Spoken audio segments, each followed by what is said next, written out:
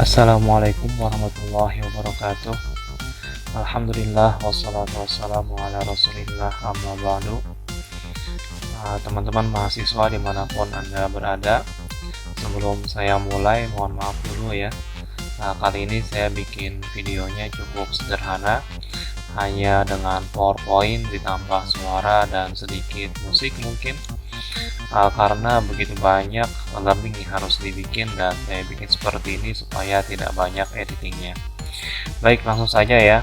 Kali ini kita akan membahas audit dan pengawasan syariah untuk kelompok selanjutnya, yaitu tentang mudharabah. Selain mudharabah, tentu Anda udah tahu ya, selain mudharabah juga ada musyarakah untuk pembiayaan dengan prinsip bagi hasil.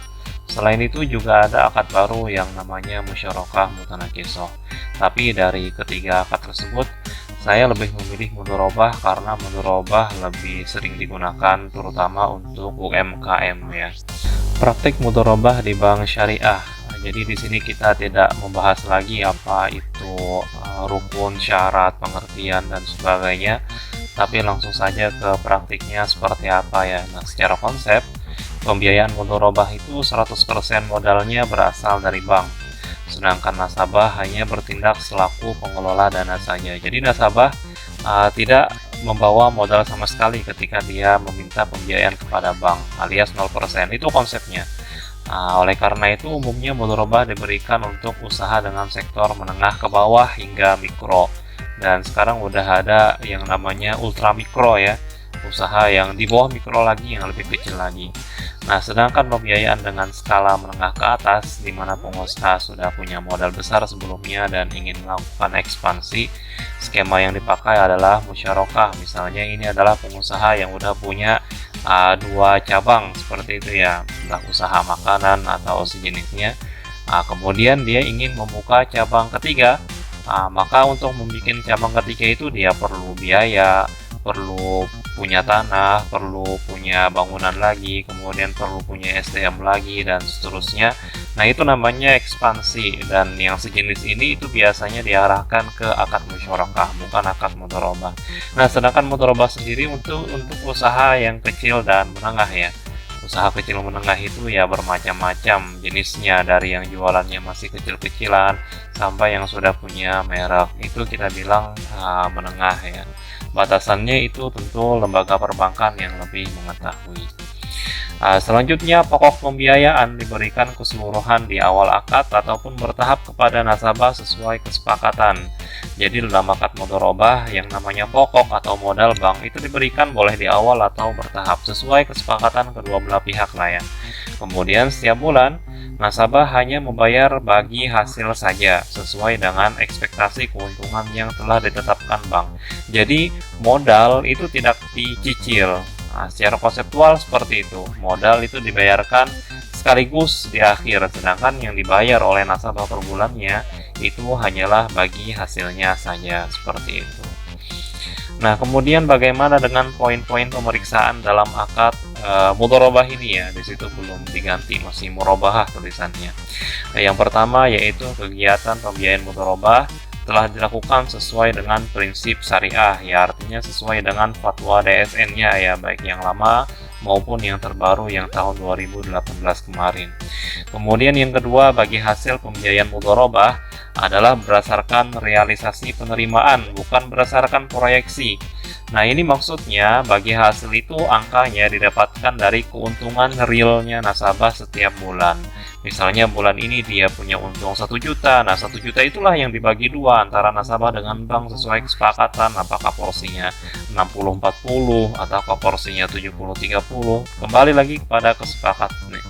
Nah, kemudian apabila bulan depannya dia punya pendapatan misalnya 2 juta keuntungannya, maka 2 juta itulah yang dibagi, begitu seterusnya, dan bukan berdasarkan target proyeksi dari perbankannya. Ini itu konsepnya, pengawasannya harusnya seperti itu. Kemudian yang ketiga, akad pembiayaan mudharabah telah disusun dengan mengacu pada fatwa DSN. Nah, ini biasanya dari OJK udah ada contoh akadnya ya. Kalian bisa tinggal cari aja di situs OJK itu buku panduan akad mudharabah. Itu sampai detail sekali.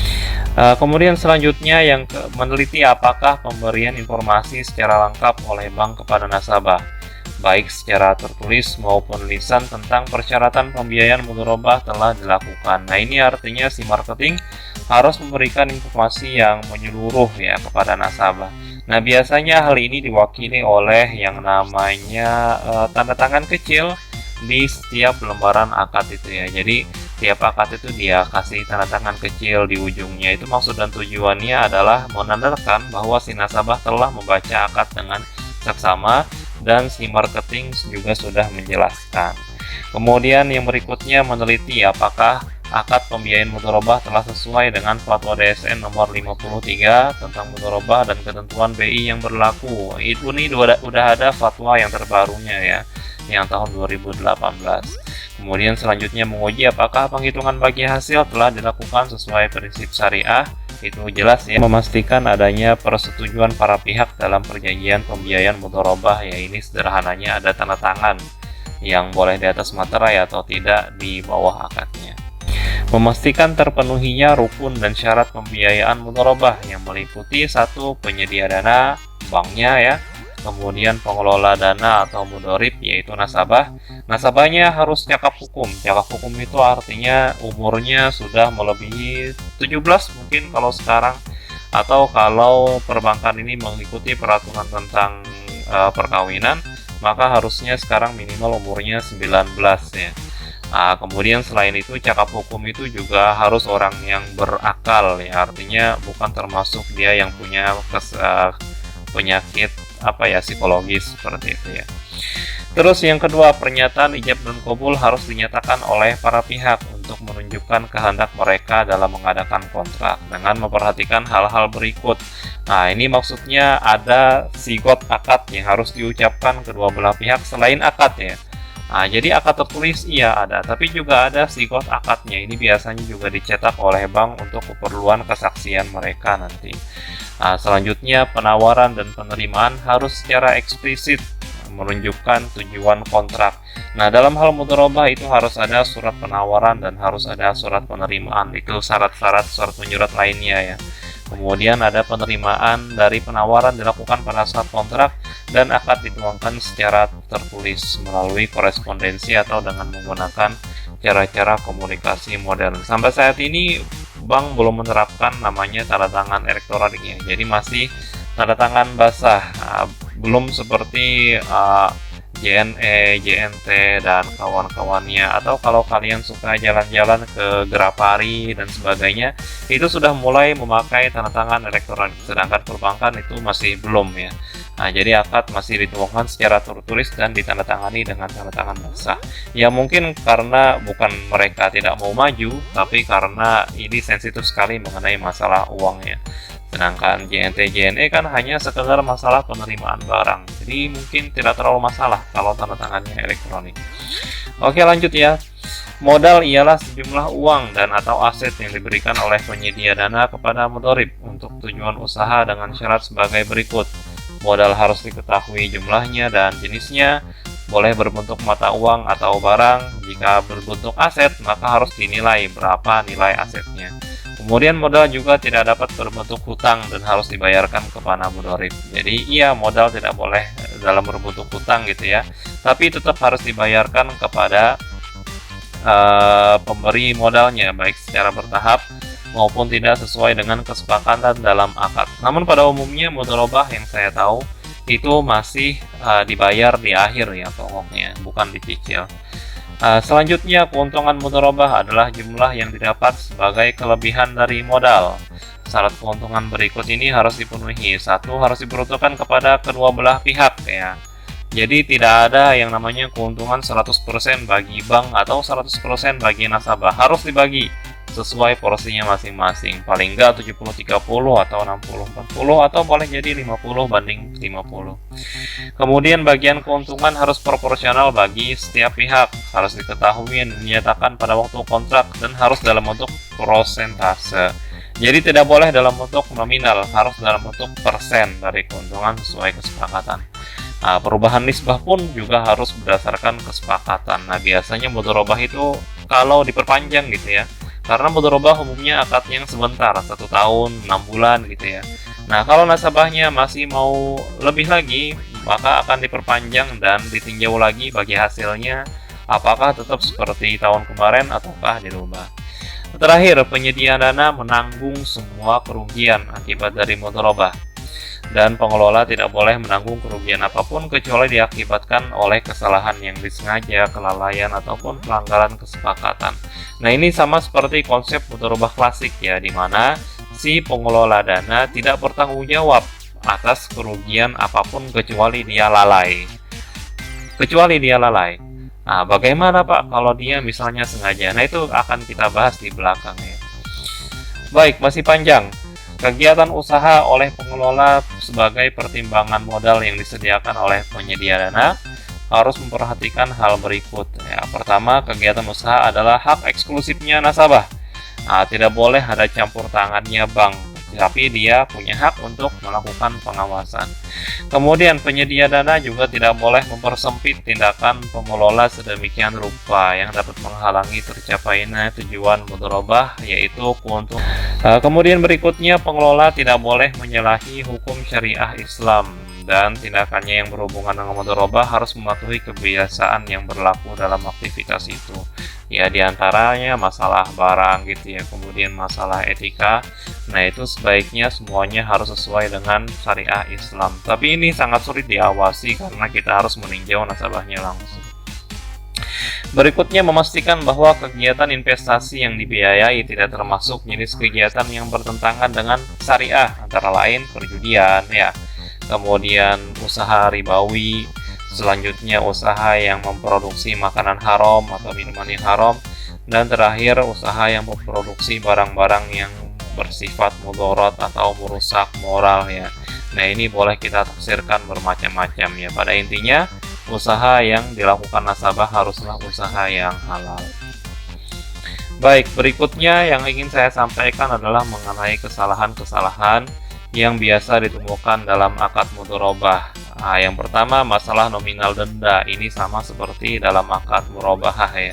Kemudian yang kedua juga sama, kesalahan pengetikan. Kemudian yang terakhir, masalah ketentuan diskon.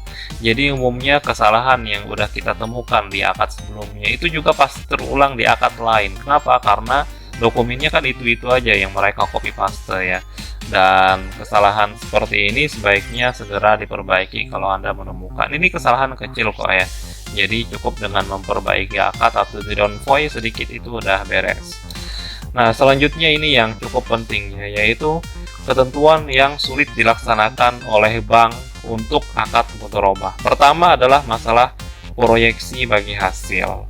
Jadi tadi sudah kita bahas ya, bahwa bagi hasil itu harus berdasarkan pendapatan real nasabah, bukan berdasarkan proyeksi dan bukan berdasarkan dari target. Nah, tapi yang jadi problem, kalau si nasabah ini tidak ditarget, maka nasabah ini bisa jadi males-malesan gitu loh ya, bahasa mudahnya. Nah, bisa jadi dia setelah mendapatkan uang, oh ya udah saya pakai untuk kegiatan konsumtif atau bagaimana, kan bisa jadi akali seperti itu kalau nasabahnya nakal.